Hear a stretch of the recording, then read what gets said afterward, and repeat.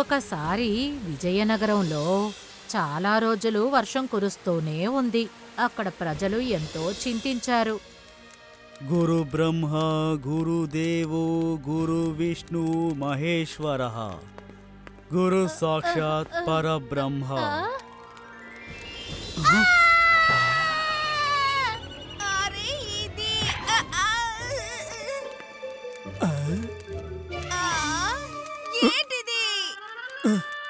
వర్షాన్ని ఆపేయడం కోసం నేను ఆ ఈశ్వరుణ్ణి ప్రార్థిస్తూ ఉన్నాను. కూర మొత్తం కింద పోయింది.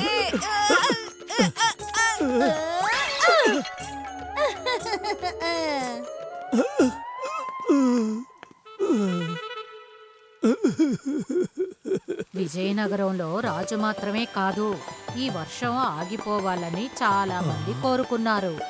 వాళ్ళల్లో ఒకడే చైనీ ప్రసాద్, విజయనగరంలోని శిల్పి. ఎందుకంటే వర్షంలో శిల్పం చెక్కడానికి రాయి ఎక్కడి నుంచి దొరుకుతుంది. అందుకే అతను ఇంట్లో ఉన్న రాయి తీసుకొని శిల్పం చెక్కడం మొదలుపెట్టాడు. అరే, ఇక్కడ పెట్టిన రాయి ఏమైపోయింది? నేను ఇక్కడే పెట్టానే.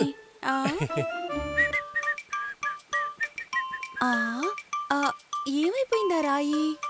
ఏమండి, కాస్త తప్పుకోండి. అవును, ఉన్నట్టుండి నీకేమైంది? రోకల బండలోని రాయి కనపడడం లేదండి. మీరేమైనా చూసారా? అది ఎక్కడికి వెళ్ళిందో నాకెలా తెలుసు? దీంతో కూడా శిల్పాన్ని చెక్కేశారా? ఇప్పుడు నేను పచ్చడి ఎలా రుబ్బాలి? మీరు ఎక్కడికి వెళ్ళిపోతున్నారు? రాజు ప్రార్థన గురించి చెప్పాలా, లేక చైనీ ప్రసాద్ ఎదురు చూసింది చెప్పాలా? వర్షం ఆగిపోయింది. విజయనగరంలోని ప్రశాంతమైన ఆకాశం, అక్కడున్న వర్షపు నీరు కథలు వల్లించాయి. వర్షం ఆగినందుకు ఆ భగవంతుడికి ధన్యవాదాలు చెప్పాలని రాజు గుడికి వెళ్తూ ఉన్నాడు. అప్పుడు అతను నది ఒడ్డున ఏం చూశాడంటే, అతను ఇంతవరకు అలాంటిది ఎప్పుడూ చూడలేదు. అద్భుతం! ఈశ్వరా, మా విజయనగరం ప్రజలందరి కష్టాలు తీరిపోయాక మమ్మల్ని ఆశీర్వదించడానికి మీరే వచ్చారా? ఎంతటి అద్భుతం! ఈ విషయం నేను ఇప్పుడే అందరికీ చెప్పేస్తాను. ఇది అక్కర్లేదు, ఇది కూడా అక్కర్లేదు. ఒక్క రాయి కూడా నా పనికి అస్సలు ఉపయోగపడదు. ఈశ్వరా, ఇది అన్యాయం. ఈశ్వరుడు వచ్చేశాడు! ఈశ్వరుడు వచ్చేశాడు!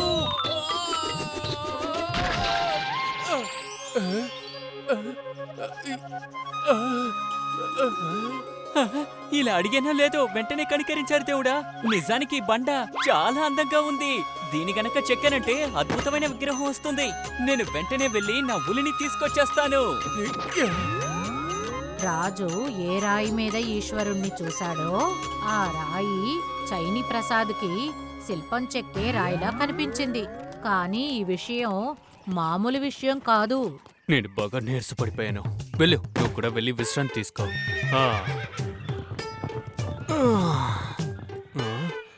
ఓరి నాయను, ఎంత చక్కటి రాయి! మనకెందుకు కాసేపు ఇక్కడ విశ్రాంతి తీసుకోకూడదు?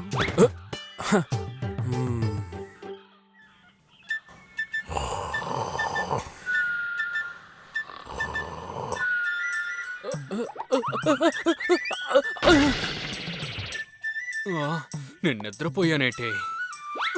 ఎందుకు నిద్ర రాదు? ఎంత అద్భుతమైన చోటు, అందులో ఒక చక్కటి రాయి. ఈ రాయి నాతో పాటు ఉన్న నా మిత్రుల నీరసాన్ని కూడా బాగా పోగొడుతుంది. వాళ్ళ దగ్గరికి వెళ్ళి ఇప్పుడే చెప్తాను.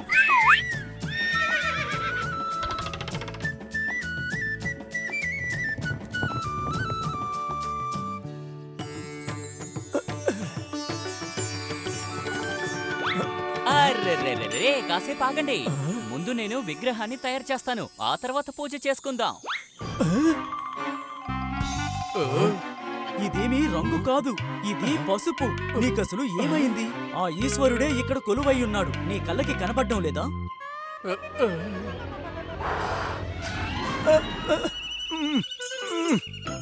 అరెరే అన్నయ్య, ఆయన ఎలా కొలువై ఉంటాడు? నేను విగ్రహం తయారు చేసిన తర్వాతే కదా ఆయన వస్తాడు.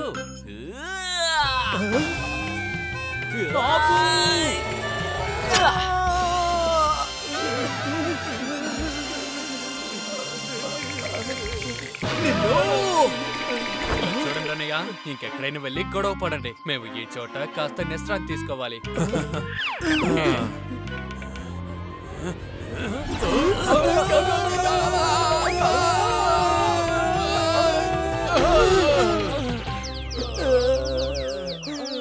ఒరే, అసలు ఇప్పుడు మీ గొడవ ఏంటి? రే భాస్కర్, నేనే మన్నుని. ఇదంతా చేసింది మీరేనా? నా ఈశ్వరుడి మీదే కూర్చుంటారా మీరు? అరే, ఇది విగ్రహాన్ని చెక్కే బండ, పరుపేం కాదు. నువ్వు అనవసరంగా ఇందులో తలదూర్చు. ఈ బండ ఉన్నది విగ్రహాన్ని చెక్కడానికి. కాదు, తను నా ఈశ్వరుడు.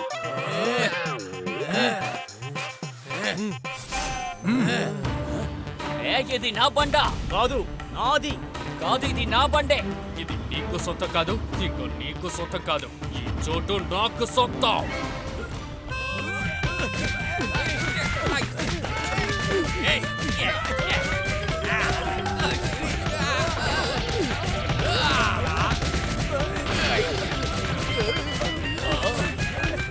నా చేతులు.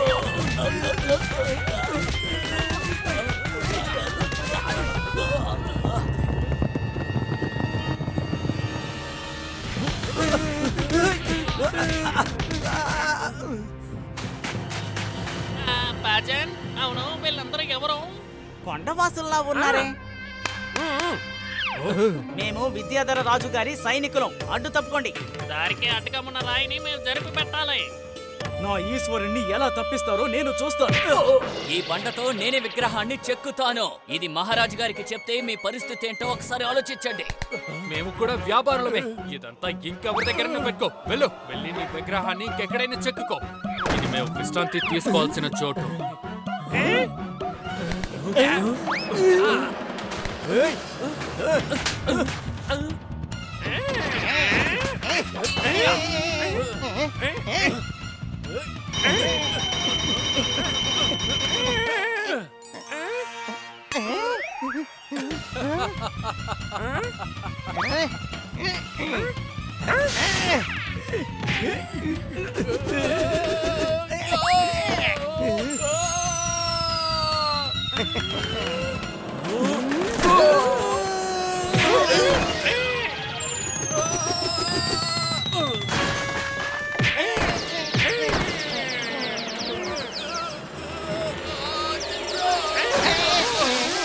ఈ రాయి నాకు సొంతం, అర్థమైందా?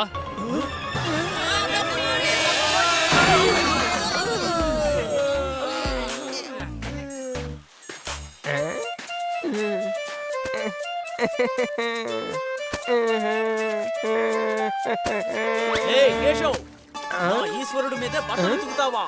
కానీ మీ ఈశ్వరుడు ఎక్కడబ్బా? ఇలా చూడు, ఇది మేమందరూ విశ్రాంతి తీసుకునే చోటు. ఇక్కడి నుంచి వెళ్ళిపో. ఎలా విశ్రాంతి తీసుకుంటారు? దీంతో విగ్రహాన్ని చెక్కుతాం. శిల విశ్రాంతి తీసుకునే చోట ఈశ్వరుడా? అరే, ఇది నేను బట్టలు తిక్కునే రాయ్యా. ఏంటి? వర్షం వల్ల బురద పట్టుంటుంది. దాన్ని మీరందరూ తప్పుగా అర్థం చేసుకున్నారు. వీడు ఏ వాగుతున్నాడని చూసావా? ఇందులో వాడి పేరు ఉన్నట్టు మాట్లాడుతున్నాడు. పేరా? ఏంటి చూసారా? బయలుదేరండి. అంతఃపురం బట్టల్ని నేను ఉతకాలి. ఆ చోటుకి కేశవ్ బట్టల మూటతో వచ్చి అక్కడ ఉన్న అందరి ఆశల్ని నీరుగార్చేశాడు. అవునా? Super story. ఆ రాయిని వాళ్ళు వేరే వేరే దృష్టితో చూశారు. చాలా సరిగ్గా చెప్పావు. చివరికి అదేమైంది? అది బట్టలకి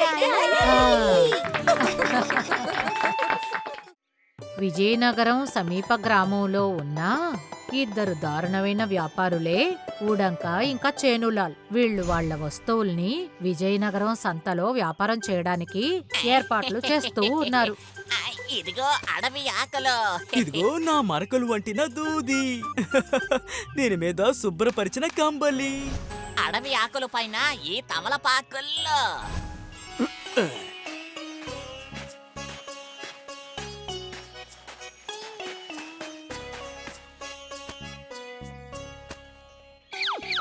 ఏంటి మిత్రమా, ఈరోజు సంతకి ఏమేం వస్తువులు తీసుకెళ్తున్నావు నువ్వు?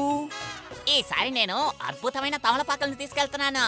ఈ ఆకుని మీరు ఒక్కసారి నోట్లో వేసుకుంటే చాలు మిఠాయిలాగా కరిగిపోతుందండి. కొంచెం కొంచెం పొదుపు చేసి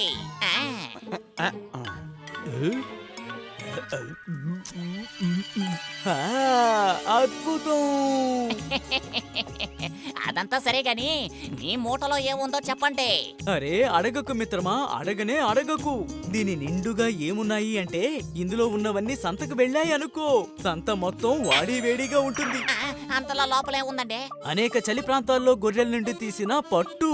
వీటన్నిటిని నేనే కొండ పై భాగానికి వెళ్లి ప్రాణాన్ని పణంగా పెట్టి మూట కట్టుకుని నేనే తీసుకొచ్చాను. దీనంతటిని నేను తీసుకొచ్చి ఇప్పుడు నీ శరీరం మీద కప్పానే అనుకో. వెంటనే నీ శరీరం నుండి 4 కుండల చెమట కారుతుంది. 4 కుండల చెమట.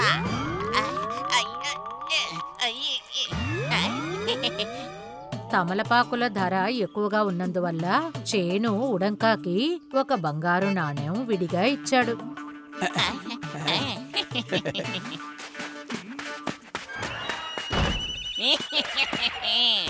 కొంచెం కొంచెం కొంచెం కొంచెం.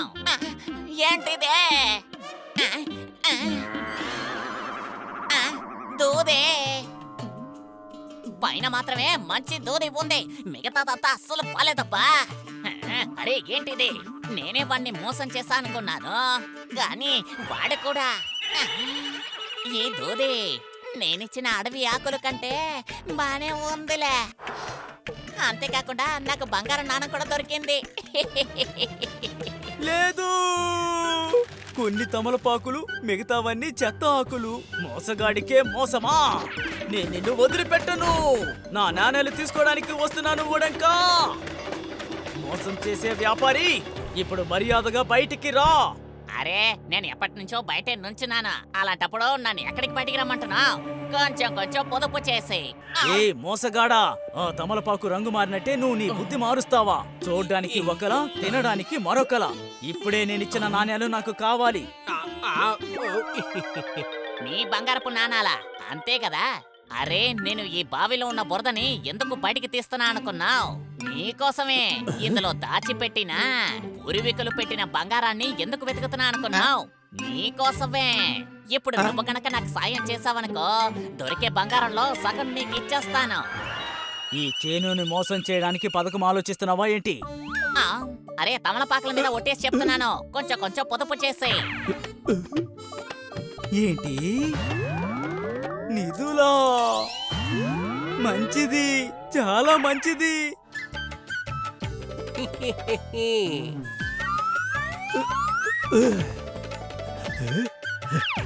నిధులు ఎక్కడున్నాయి? నిధులు, నిధులు, నిధులు.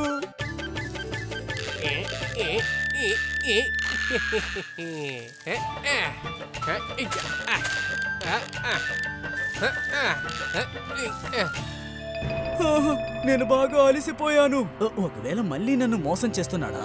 ఎలాగైనా మనం ఇక్కడి నుంచి బయటపడి తీరాలి. ఇప్పుడు నేనేంటో వాడికి చూపిస్తాను. దొరికింది, నిధి దొరికింది. దొరికేసిందా? వీడిని లోపల ఇరికించాలనే కదా ఇదంతా చెప్పాను. నిజంగానే దొరికేసిందా? కొంచెం కొంచెం పొదుపు చేసే. పైకి లాగు. నీ బలం మొత్తం ప్రయోగించి లాగు. చాలా మంచిది. ఇలా చేస్తే పని అయిపోతుంది. నిధి పైకి వచ్చేసిందే. నిధిలో సగం తీసుకోవాలనుకున్నవాడు బావిలో శాశ్వతంగా పుట్టిపోతాడు. కొంచెం కొంచెం పొదుపు చేసి.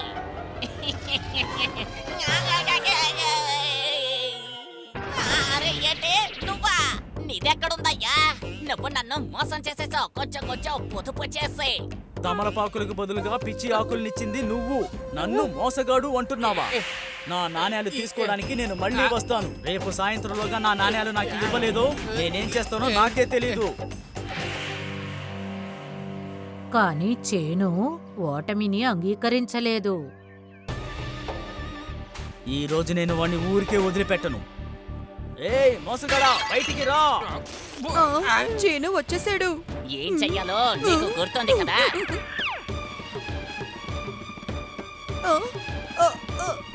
ఎక్కడికి వెళ్ళాడు వాడు? మా ఇంట్లోకి ఎవరు జొడబడింది? దొంగ దొంగ! అరే నేను దొంగని కాదు, చేనుని. నా నాణేలు తీసుకెళ్ళడానికి వచ్చాను. బయటికి వెళ్ళేసి వచ్చి విశ్రాంతి కోసం పడుకున్నారు. చివరికి లేవకుండా అలా పడుకునే పరిస్థితి వచ్చేసింది. అదన్నమాట విషయం. ఇదంతా నటన. ఇప్పుడు నేనేం చేస్తానో చూస్తుండు. అసలు ఇది ఎలా జరిగింది మూడంకా మిత్రమా? ఆ, ఉన్నట్టుండి తనకేమైంది? చెల్లెమ్మా, నేను వీణ్ణి ఈ పరిస్థితుల్లో చూడలేకపోతున్నానమ్మా. నాకేమనిపిస్తుందంటే ఇంకా సమయం మించిపోలేదు. మనం వీణ్ణి వైద్యుడి దగ్గరికి తీసుకువెళ్ళి తీరాలి. అరే నేను చెప్పేది కాస్త వినండి. దయచేసి ఆయన్ని తీసుకువెళ్ళొద్దు.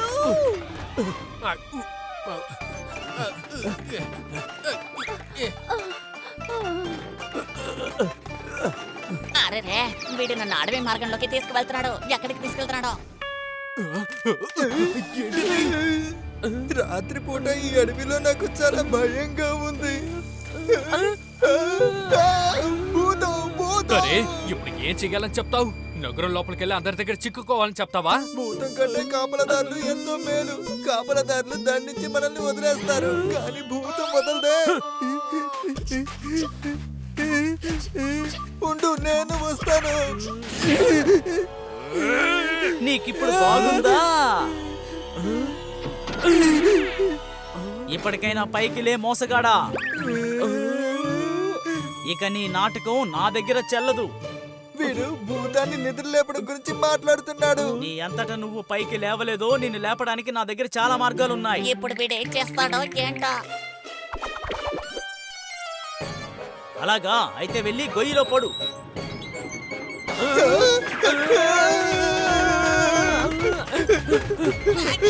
అరరే ఆపండి! అరరే ఆపండి రోయ్! ఈ బండిని ఆపండి! భూతం ఎడ్ల బండి నడుపుతుంది. పరిగెట్టు, భూతం!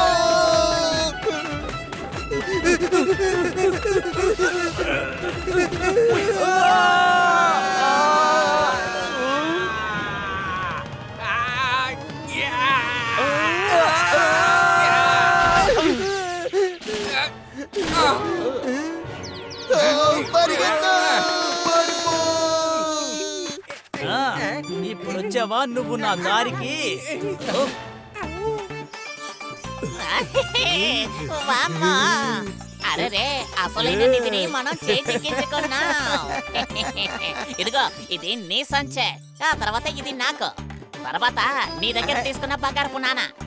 ఆ తర్వాత ఇద్దరు వాళ్ళ ఇళ్ళకి సంతోషంగా వెళ్ళిపోయారు. వావ్ అమ్మా, ఈ కథ నిజానికి చాలా అద్భుతంగా ఉంది. థ్యాంక్ యూ అమ్మా. ఈ రోజు నా పిల్లలకి థ్యాంక్ యూ. నా పిల్లలు చేసిన డ్రామా వల్ల మీరు కూడా కథ విన్నారు. ఆ తర్వాత నా కథకి ఎండింగ్ దొరికింది.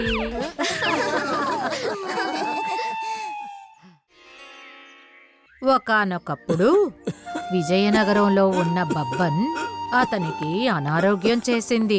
అందువల్ల ఆయన వైద్యం కోసం ఇంట్లో ఉన్న డబ్బంతా ఖర్చయిపోయింది.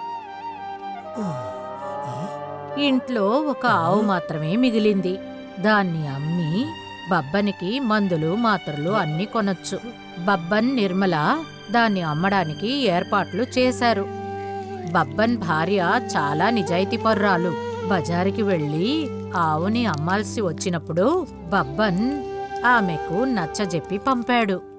ఇలా చూడు, వెళ్లేదారిలో ఎవరితోనూ మాట్లాడుకు. పని పూర్తవగానే తిన్నగా ఇంటికొచ్చేయి.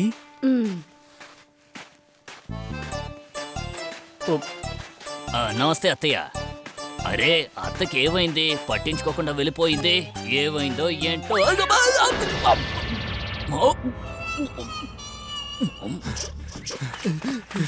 ఈరోజు మన చేతిలో ఏదో పెద్దదిగా చిక్కుకున్నట్టుంది, కానీ ఎందుకని ఇది ఇలా ఊగుతోంది? ఒరే దాన్ని పట్టుకో. బంగారం, వజ్ర వైఢూర్యాలు దొరుకుతాయి అనుకున్నాం, కానీ మనకు దొరికింది ఈ మేక.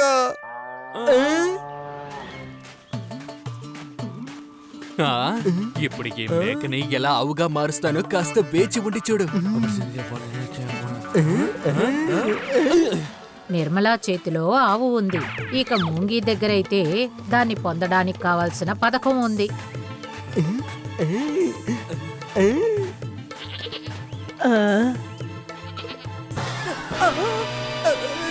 నా ఆవు. ఏమైంది అత్తయ్యా? నేను తీసుకొచ్చింది ఆవుని. ఈ మేక ఎవరిదో నాకు తెలీదు. ఇక్కడ ఉన్న మేకే మీ ఆవు అత్తయ్యా. మీకు అస్సలు తెలియదు. ఇక్కడ ఉన్న గాలిలోనే మంత్రం ఉంది. గాలి తగిలిన వెంటనే ఆవు మేకైపోయింది. గాలిలో మంత్రం ఉందా? నాతో ఈ విషయం ఎవరు చెప్పలేదే. చూసారా అత్తయ్య నా గేదెని? నా గేదె కూడా ఈ గాలి వల్లే మనిషిగా మారిపోయింది. కానీ ఇప్పటి వరకు బుర్ర మాత్రం పెరగలేదు. ఏంటిది ఇలాగైపోయింది? చుంగి ముంగి ఏ ఆవునైతే మేకగా మార్చారో ఇప్పుడు ఆ మేకని కోడిగా మార్చేశారు. ఆ, ఆ, మళ్ళీ ఈ మంత్రపు గాలి. ఇది గాలి మంత్రం కాదు, ఇది చుంగి ముంగిల చేతి నైపుణ్యమే ఈ మంత్రం. ఇప్పుడు ఈ పాత తాడుని ఎవరయ్యా కొనుక్కుంటారు? ఈరోజు ఈ గాలికి కూడా మన మీద కోపమే. నిర్మలా చెప్పిన కథ అంతా విని బబ్బన్న అర్థం చేసుకున్నాడు. అంటే ఇద్దరూ కలిసి గాలి మంత్రం అన్న కథ చెప్పి తనని మోసం చేశారు అని.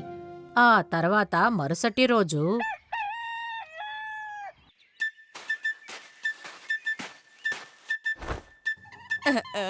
మంగులు అన్నయ్య గారి కుందేలుని తీసుకొచ్చేసారా? కానీ ఇది మీ ఆలోచనల్ని నెరవేరుస్తాయా? చూసుకోండి, ఎటువంటి ఇబ్బంది కలగకూడదు. చూస్తూ ఉండు నిర్మల. కానీ ఏం చేయాలో గుర్తుంది కదా. ఆ, నాకు బాగా గుర్తుంది. నిన్న కూర్చున్న చోటు నుంచే బాగా డబ్బుల్ని చూసాం. ఇక్కడ చుంగికి ముంగికి ఒక విషయం తెలీదు. అదేమిటంటే వాళ్ళిద్దరూ ఈరోజు బాగా ఇరుక్కుంటారు అని. అరెరే, మెల్లగా నాన్న, మెల్లగా.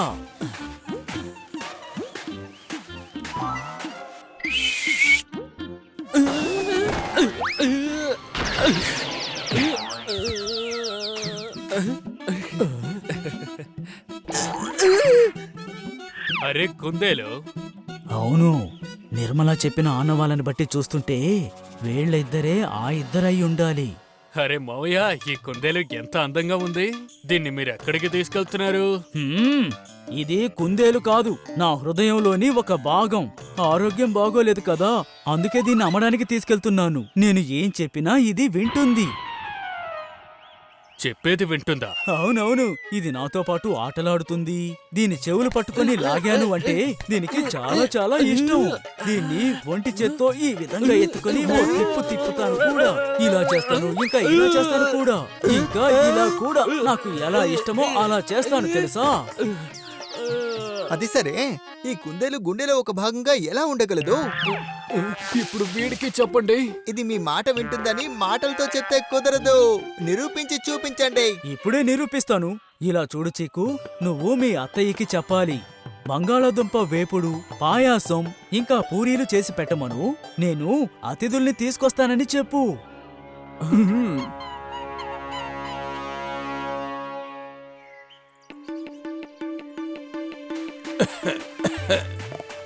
నిర్మల, తలుపు తెరువు, మేము వచ్చేసాం. ఆ, చీకు వచ్చి మొత్తం చెప్పింది. బంగాళదుంప, పూరీలు, పాయాసం అన్నీ చేశానయ్యా.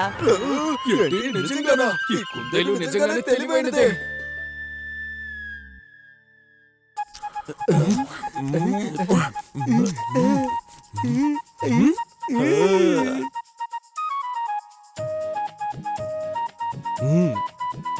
ఇదిగోండి మావయ్య, ఇకపై ఆ కుందేలు మాకు సొంతం. ఇది నా హృదయంలో ఒక భాగం.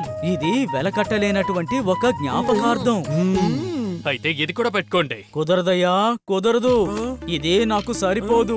ఇది ఒక అద్భుతమైన ప్రపంచానికి చెందింది. నా దగ్గర గనక డబ్బు ఉండుంటే దీన్ని ఖచ్చితంగా అమ్మేవాణ్ణే కాదు. నేను దీన్ని పెద్ద సంతకి తీసుకువెళ్లి అమ్ముకుంటాను. అయితే ఈ కుందేలు చీకుని రాజు దగ్గర మనం అమ్మాము అనుకో, జీవితం మొత్తం మనం దొంగలించాల్సిన అవసరం ఉండదు. మన నాణ్యాలతో ఆడుకోవచ్చు. ఏమంటావు? సరే, ఇదిగోండి, తీసుకోండి. వద్దు, ఇదిగోండి ఇది తీసుకోండి. పెట్టుకోండి. ఇవి ఇది కూడా కూడా తీసుకోండి. ఇదిగో ఇవి కూడా తీసుకోండి. రే, ఇంకా తీయరా. నా దగ్గర ఇంకేమీ లేవు. ఇదిగోండి, ఈ నాణ్యాలంతా మీకే తీసుకోండి. సరే సరేలే, ఇది చాలు.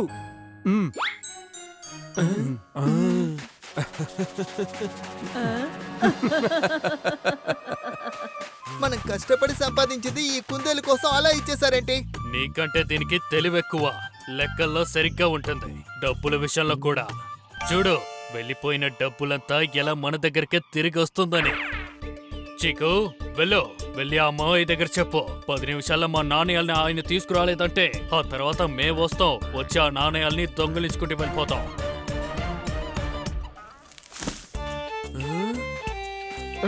10 నిమిషాలు అని చెప్పి ఏకంగా గంటైపోయింది. అక్కడికి చీకు రాలేదు, బంగారు నాణేలతో మావయ్య రాలేదు.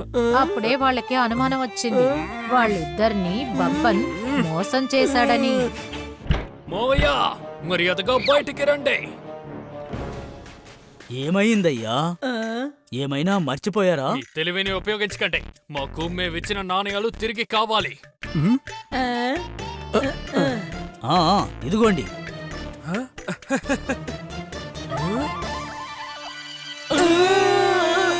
ఇందులో రాయే ఉంది. బంగారమే కదా ఇచ్చారు. అంటే మంత్రగాలి సోగ్గానే ఇలా మారిపోయిందనుకుంటాను. అలా గాలిలో మంత్రం ఉంటుందా ఏంటి? అరే ఉందయ్యా, మంత్రపు గాలి తగిలి ఆవు మేక అయింది కదా అలాగా. ఇంకా మేక కోడిలా మారిపోయింది. అరే, ఈవిడే ఆవు తెచ్చిన అత్తయ్య. ఆవునే ఈవిడ దగ్గర నుంచి మనం దొంగలించాం. కాపలాదారులు ఎంతో దూరం వెళ్ళుండరు, వాళ్ళని పిలవమంటారా? మనల్ని వీళ్ళు మోసం చేశారు. సరే సరే, బయలుదేరండి. మేము కాసేపు విశ్రాంతి తీసుకోవాలి. నా నాణాలు. టోపీ, గాలిలో మంత్రాలేవి ఉండవు. ఒకవేళ ఇలా ఉండొచ్చు కదా, ఆ కొబ్బరికాయ గాలిలో ఎగిరిపోకుండా నీ సంచిలో పడిపోయి ఉండొచ్చు కదా. అరే అవును, దొరికేసింది.